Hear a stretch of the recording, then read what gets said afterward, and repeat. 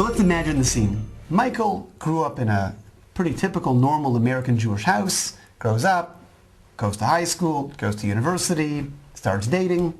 The fateful day comes when Michael tells his parents, "Mom, Dad, I'm bringing home my girlfriend. I'm in love with her. I really think this is the one." So Michael brings in Christina, and they have a family dinner. And Michael notices his parents are kind of uncomfortable the whole meal. They're not really talking. They don't know what's going on. So at the end of the night, Michael drives Christina home, comes back home. "Mom, Dad, I thought you'd be happy for me. What's wrong? She's a wonderful girl." "I mean, Michael, you're right. She seems like a wonderful girl, but she's not Jewish, is she?" "Not Jewish? Why do we care about marrying Jews? Who said marrying somebody Jewish was so important? I'm in love with this girl." "Yeah, but Michael, she's not Jewish." "Mom, Dad, what, you became racist or something? Whoever said you have to marry somebody Jewish? She's a wonderful girl. I'm in love with her. There's nothing wrong." "Michael, you have to marry somebody Jewish." Now, the truth is, Michael has no reason to marry somebody Jewish because he doesn't know what Judaism is. He grew up with a very superficial understanding of Judaism. If I was Michael's father, you know what I'd say to Michael?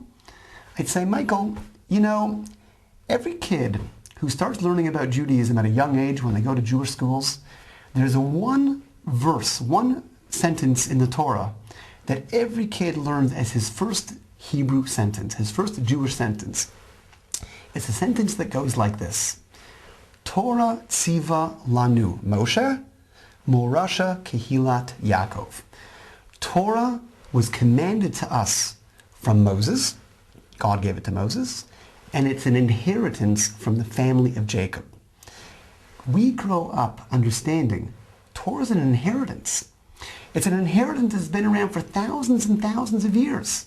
So Michael, if you know that there's been an inheritance passed on in your family for thousands of years, wouldn't you want to see what it is? Imagine one day you find out that you had a rich uncle that you never heard of that died in Brazil, and his only surviving relative was you. So they sent over all of his goods in a little box to the lawyer's office. All you have to do is go downtown and open up the box. Wouldn't you take the time to go downtown and open the box? This is your rich uncle from Brazil. Maybe it's full of worms, maybe it's full of junk, but maybe, just maybe, there's actually something in it for you. Maybe it's worth the trip downtown just to check it out. When we understand that Judaism, that this thing called Torah and Jewish values and Jewish ethics and Jewish philosophy and a Jewish view of the world and a Jewish sense of growth and a Jewish sense of potential, when we understand that the Jewish people have 3,300 years of what it means to really live, and that's an inheritance that's in your hands, you can't throw that inheritance out without at least opening it up and seeing what's inside. So you know what? You might decide to marry Christina.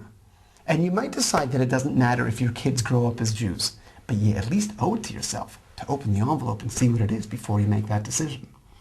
That's Judaism. It's an inheritance. Check it out for yourself, then you can make a decision.